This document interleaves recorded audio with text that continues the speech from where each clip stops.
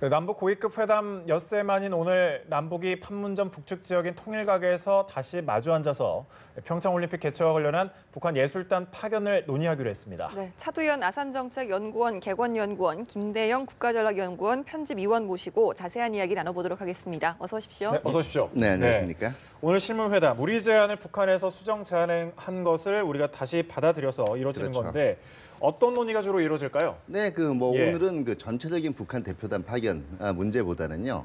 일단 예술단의 구성. 예.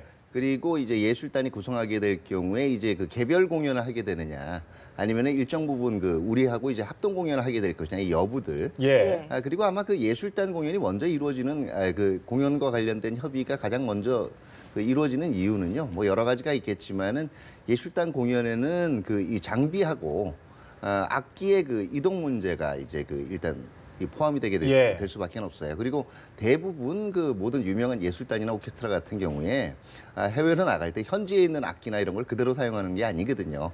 자기가 가지고 있던 장비나 악기가 아무래도 편하고 원래 이제 자기들이 내려고 하던 그 분위기라든가 음색을 그대로 낼 수 있기 때문에 이런 문제들이 걸려 있기 때문에 먼저 북한 측에서 이 문제에 대해서 논의하자라고 협의를 했고 그렇기 때문에 오늘은 뭐 예술단의 구성, 그다음에 규모, 그리고 와서 이제 활동할 구체적인 일정들, 그리고 혹시 합동 공연을 할 거냐 안 할 거냐 뭐 이런 여부들이 아마 협의가 될 걸로 생각이 됩니다. 예, 이런 올림픽 논의에 앞서서 이렇게 예술단 파견에 대해서 먼저 이야기를 하는 이유는 뭐가 있을까요? 아무래도 이제 북한이 이번 평창 동계올림픽에 참가할 수 있는 선수단이 비교적 이제 제한이 되는 문제도 있고 또 한 가지는 지금 국제사회의 압박과 제재가 이제 가속되고 있는 상황이고 좀 더 주의 깊게 봐야 될 것이 북한이 계속 이제 우리 민족끼리라는 얘기를 하고 있거든요. 어떻게 보면 이런 예술단을 보내서 그러한 우리 민족끼리라는 부분을 더 강조하려는 그런 의도가 많이 담겨져 있는 것 같고요. 특히 저는 이번 회담이 굉장히 어려울 수도 있다라고 보는 게 와서 과연 어떤 노래를 부를 것이냐, 이것도 굉장히 좀 의미가 있는 부분인데 보통 이제 북한은 혁명가요나 이제 군중가요를 많이 부르는데 이런 것들이 사실 우리 입장에서는 자칫 북한 체제를 너무 선전하는 것이 돼버리면은 굉장히 받아들이기 힘든 부분이 있을 수 있기 때문에 그런 부분을 협의하는 데 있어서 좀 많은 어려움이 있지 않을까 이렇게 생각됩니다. 오늘 접촉 장소에 대해서 좀 이야기를 해볼까 하는데요. 오늘은 이제 판문점 통일각에서 열립니다. 네, 그렇죠. 지난번에는 우리 측 홈그라운드에서 열렸다면 이번에는 좀 북측의 홈그라운드에서 열리는데 여기에 대해서는 좀 어떻게 보십니까? 꼭 홈그라운드라서 이점이 있는 거는 아니에요. 이게 뭐 경기가 아니기 때문에 아무래도 뭐 이제 회담에 임하는 쪽들이야 보다 마음이 편할 수가 있겠습니다만은 우리가 흔히 판문점이라고 부르는 공동 경비구역 내에는 여러 가지 시설들이 있어요.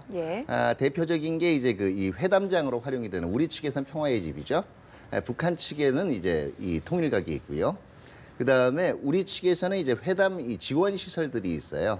그러니까 상설 연락사무소가 주재를 한다든가 아니면 통신 채널 같은 것들이 구비되는 데가 있는데 여기가 자유의 집입니다. 북한에서는 이거를 판문각이라고 부르고 있고요.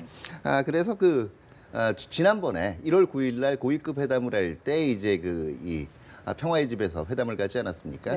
북한의 입장에서는 매번 이 군사분계선 넘어서 오는 모양새가 또 자기네들 입장에서는 균형을 맞출 필요가 있다라고 봤을 거예요. 그렇기 때문에 통일각으로 주장을 하기도 했고 이게 이제 이 외신에도 보도가 된단 말이에요. 그럼 외신의 입장에서는 북한 측에서는 제대로 된 시설 없나? 뭐 이런 의문들이 당연히 들 수가 있겠죠. 그러니까 북한은 한번 보여주자는 거죠. 우리도 그 정도로 현대식 시설 가지고 있다. 또 잘 갖춰져 있다. 이런 걸 보여주려는 의미도 있고요. 혹시 북한 측에서 의도한다면은 이게 홈그라운드이기 때문에 자기네들 조금 더 유리한 대화를 이끌지 않을까. 제가 볼 때는 그런 이전에 1차원적인 이 생각은 북한 측도 안 할 거라고 생각을 해요. 이번 회담 같은 경우는 사실 지난번과 반대로 북측에서는 CCTV와 음성을 모두 이제 확인할 수가 있고 우리 측에서는 음성으로만 이제 확인을 하는 것 아니겠습니까? 그런 부분에 있어서도 좀 어떤 당국자들의 좀 접촉자들 어떤 심리적인 부담 같은 게 있을 수 있을까요? 네, 그러니까 북한 같은 경우에는 철저하게 이게 자기네들 아까 이 김대영 의원께서 말씀을 하셨지만은 이 선전선동과 관련된 내용들이 있단 말이에요. 공연 내용 중에. 여기에 대해서 왜 난색을 만약에 우리 쪽에서 난색을 표명하면 같은 민족끼리인데 어떠냐. 막 이런 논리를 들고 나올 수가 있고요. 이거 자체가 의외로 일반 여론에는 또 먹힐 수가 있거든요. 이런 바도 일부는 기도를 하고 있다라고 볼 수 있어요. 근데 다만 이걸 너무 경계 위주로 볼 필요가 없는 게요. 어차피 이 사회주의 국가들, 북한을 비롯한 사회주의 체제에 대해서는 사회주의 미학이라는 게 따로 있고 거기서 이제 그 문화, 예술, 공연 같은 건 철저하게 사회주의 체제의 우월성, 정당성, 그 다음에 자기네들 용어로는 인민 중심주의, 중심의 사상들 이런 거를 전파하도록 그렇게 짜맞춰져 있어요. 그렇기 때문에 사실은 이거 자체를 지나치게 양분법적으로 보면 오히려 북한 선전만 해주는 게 아니냐 하는 생각도 들지만 이미 제가 볼 때는 한국 사회가 그 정도의 면역력은 충분히 가지고 있다고 생각을 합니다. 네, 지금 저희가 이제 화면으로 남북 실무 접촉 대표단 이제 화면을 보여드리고 있는데 네 명씩 이렇게 그 대표단이 꾸려져 있습니다. 일단 북측 대표단으로 누가 나오는지가 좀 주목이 되는데 일단 뭐 현송월 관현악단 단장이 좀 주목이 되는데 북한 측에서 어제 오후 1시 30분이었죠. 판문점 연락처를 통해서 실무 접촉 대표를 변경한다고 통지를 했거든요. 앞서 저희가 이제 단신으로 보도해드렸듯이 안정호로 이제 교체를 했습니다. 무슨 의미로 봐야 될까요? 아무래도 클래식 악단보다는 김정은 시대 들어서 이제 부각을 받고 있는 모란봉 악단이 올 가능성이 그래도 조금 높지 않나 이렇게 생각이 됩니다. 특히 이제 무대 감독과 이제 실무 지원을 주로 하는 걸로 이렇게 알려져 있는데요. 그래서 사실 이제 만약 모란봉 악단이 내려와서 뭐 어떤 노래를 연주할 것이냐, 어떤 노래를 부를 것이냐도 굉장히 중요하지만 이 뒤에 무대 배경이 항상 모란봉 악단은 굉장히 중요한 그런 위치를 차지해 왔습니다. 특히 이제 평양에서 했던 공연들을 보면은 뭐 미사일 발사 모습이 담긴 그런 영상들을 보여준다거나 아니면 핵실험한 영상도 보여준 적이 있는데 이런 것들을 또 이번에 만약에 우리 측에 내려와서 한다 그러면 이것도 굉장한 또 반향이 있을 수 있죠. 그렇기 때문에 이번 회담에서 북한이 과연 이 문제까지 걸고 넘어질지는 모르겠습니다만은 이것도 한번 좀 주의 깊게 봐야 되지 않나 이렇게 생각됩니다. 특히 아마 지금 석대표 접촉에서 이 모란봉악단 쪽으로 중심이 이제 옮겨간다라는 그러기 때문에 모란봉악단을 주축으로 예술단을 보내기 위한 시도가 아닌가 하는 이제 분석이 실제로 있을 수가 포함이 있고요. 될 거라고 보시는 거죠 지금? 왜냐하면 근데 이제 모란봉악단 쪽에 중점으로 몰아붙이면 어차피 현송월이 온단 말이에요. 대표단 내. 제가 보기에는 또 하나의 고려 요소가 이른바 얘기하는 우리가 시쳇말로 말빨이 아닌가 생각이 돼요. 협상력인데 아무래도 윤범주 대신 안정호가 각종 악단들에 대해서 지금 경력들이 이미 소개가 된 바가 있지만은 다양한 대외 협상을 그동안 했던 걸로 추정이 돼요. 그렇기 때문에 대외 협상력이나 이런 이른바 얘기하는 상대방에 대해서 말로 눌리지 않는 이런 능력이 있기 때문에 오히려 교체를 한 게 아닌가 하는 생각도 좀 해봅니다. 협상력 때문에 그러니까 자기 의제를 관철시킬 수 있는 능력이죠. 뚝심 뭐 이런 거요. 아까 모란봉 악단이 이번에 이제 방남을 할 가능성이 이제 크다라고 말씀하셨는데 여기에 오늘 현송월 단장이 북측 대표단에 포함이 되어 있습니다. 이 협상장에서 어떤 발언을 할지 그런 것도 주목되고 있지 않습니까? 네, 제가 보기에는 일종의 상징적인 인물이라고 포함이 돼요. 생각이 돼요. 뭐 여러 가지 얘기들이 있지만 어쨌든 30대 후반에서 40대 초반으로 생각되는 젊은 나이에 그 살벌한 북한의 정치체제 내에서 이 당 중앙위원회 후보위원 그다음에 이제 인민군 어쨌든 대좌계급장 거의 우리로 치면 거의 준장급이에요. 이런 위치에 올라 있다 그러면 수완이 굉장한 거죠. 그러니까 실질적으로 이 언변도 이 2015년에 베이징에 가서 이제 인터뷰를 한 걸로 보면 꽤 달변인 걸로 생각이 돼요. 그렇기 때문에 전반적으로 분위기를 휘어잡는 역할을 기대하고 있지 않느냐 이런 생각이 듭니다. 김정은의 옛 애인이다 뭐 이런 얘기도 글쎄요. 제가 볼 때 우리도 과거에 이런 가심 얘기들이 있었어요. 어떤 정치 지도자하고 어떤 연예인하고 좀 뭐 이상한 관계에 있다. 근데 제가 볼 때 이런 거는 사실 북한을 보는 데 있어서 누가 누구의 애인이라고 하는 거는 그만큼 그냥 인기가 결코 있다, 이 도움이 되지가 정도로 않아요. 되겠네요. 흥미거릴지는 모르겠지만요. 알겠습니다.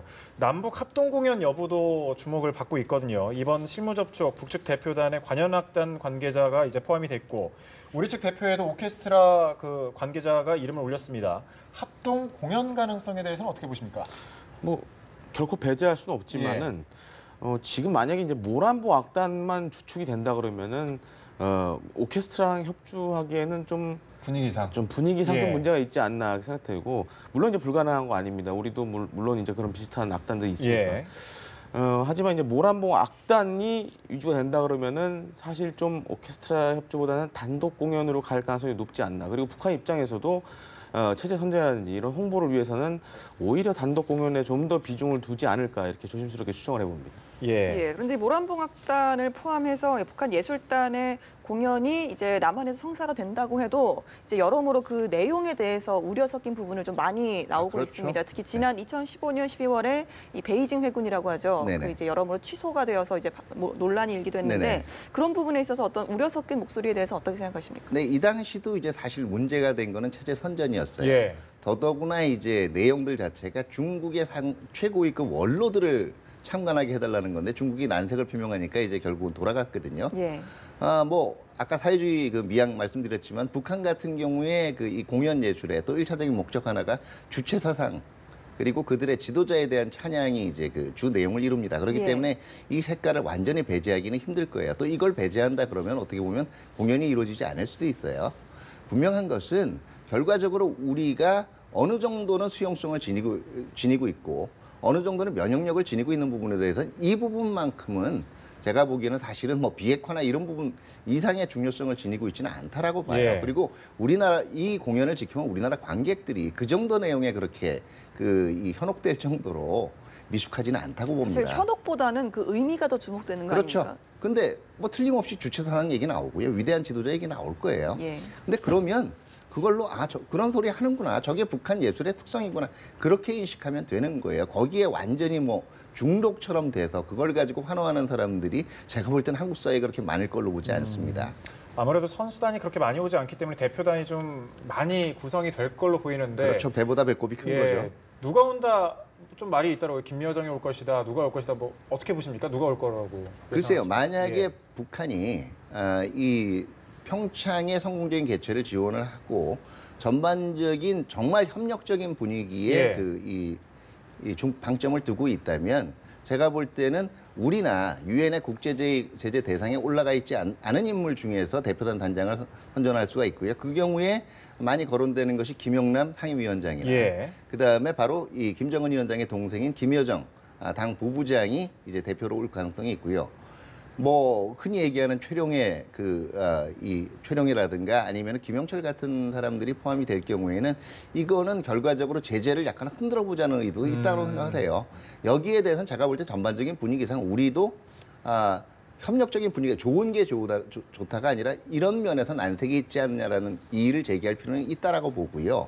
지금 그 북한 측이 지난 1월 초부터 보여온 분위기로 1월 1일부터 보여온 분위기로 생각하면 이 정도는 수용을 할 수도 있다라고 생각을 합니다 이번에는. 예. 예, 알겠습니다. 모란봉악단이라는 게 선전선동부 소속 아니겠습니까? 예, 예. 이게 뭐 대북 제재 관련해 가지고 좀 영향은 없을까요? 영향이 아예 없다고 할 수는 예. 없겠지만은 사실 이 남북 관계만을 고려했을 때는 크게 그렇게 문제가 되지는 않는다고 봅니다. 특히 이제 내려와서 어떤 노래를 부르냐, 좀 제가 반복해서 말씀드리지만 예.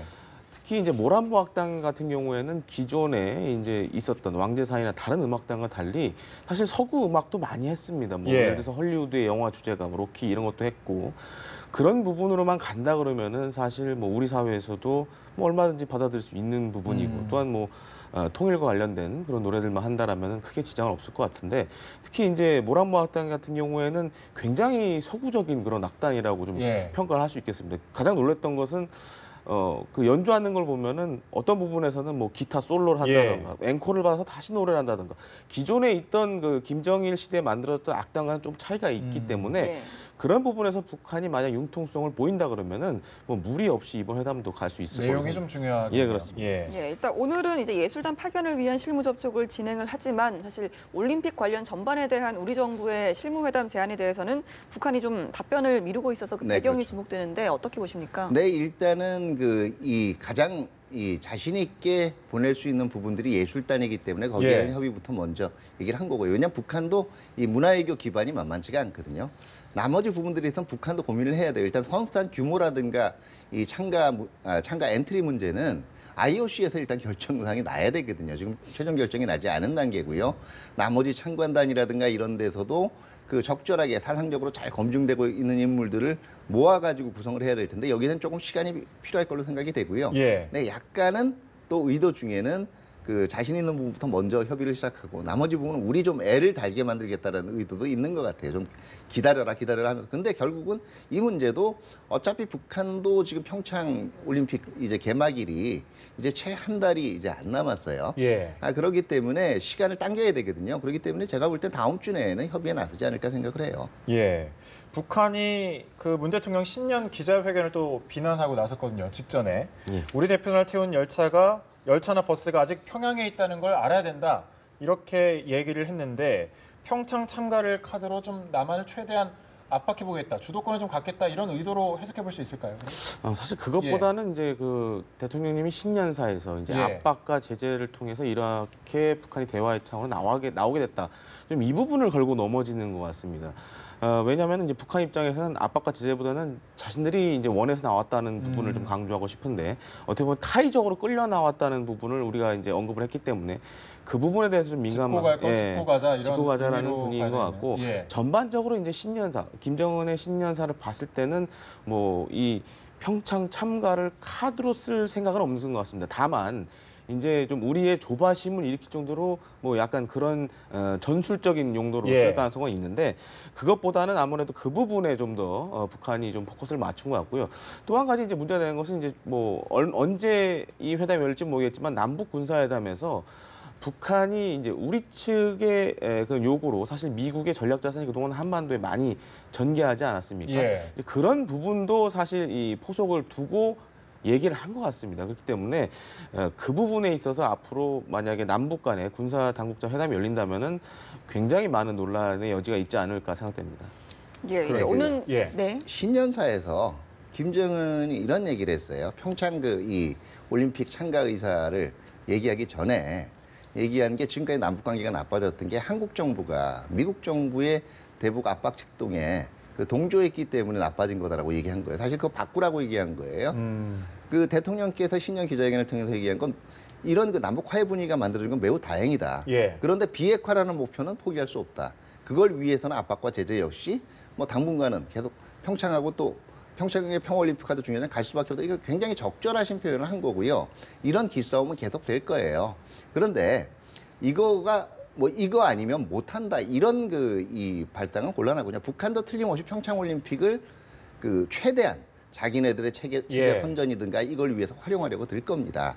들면 우리는 거꾸로 그 수령 중심 뭐 주체 선전 다 좋은데 이제는 그럼 마음을 바꾸고 평창을 계기로 해서 비핵화 평화의 길로 나오라는 스토리를 우리 스스로 만들어 나가면 되는 거예요. 그걸 가지고 지나치게 저쪽에서 저쪽 얘기만 하고 있기 때문에 얘기할 필요 없다. 이건 아니라는 얘기죠. 예. 마지막으로 오늘 20일에 이제 스위스 로잔에서 남북이 올림픽 회담을 합니다. 그 전에 다시 한번 차관급 실무회담이 이루어질 가능성이 좀 있을까요?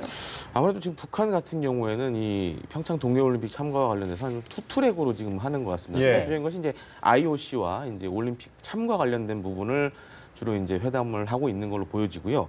또 한 가지 우리 같은 경우에는 이제 뭐 응원단이라든지 그런 연주단 이런 부분에 대해서 어느 정도 이제 계속적으로 회담을 하고 있는데 IOC에서 뭔가 북한 측의 그런 요구들이 상당 부분 수용이 된다라면은 추가적인 또 그런 올림픽 관련 회담이 우리와 또 갖게 되지 않을까 이렇게 추정을 해봅니다. 끝으로 한 말씀 해주시죠. 네, 결국은 이 남북한 간의 대화 국면이 재개된다 그래가지고 전부 이제 이른바 얘기하면 온풍만 보는 건 아니에요. 가끔 군데군데 북한도 자기 얘기를 할 건 하고 나오는 거고요. 또 때로는 그걸 통해서 협상에서 우위를 점하려고 하고 이거는 그동안 남북회담에서 끊임없이 반복되어 왔던 거예요. 그렇기 때문에 지금은 북한이 무슨 소리를 했느냐에 일희일비할 필요는 없어요. 만약에 뭐 대표단 태운 버스가 아직 그러면 저기서는 그렇게 생각하나 보다 하면 되는 거고요. 우리는 또 우리가 가져왔던 제재와 관련된 기존 원칙들이라든가 비핵화와 관련된 우리의 뚝심을 그대로 밀고 나가면 되는 겁니다. 알겠습니다. 여기까지 듣겠습니다. 차두현 아상정책연구원 개관연구위원, 김대영 국가전략연구원 편집위원과 함께 이야기 나눠봤습니다. 고맙습니다. 네, 감사합니다.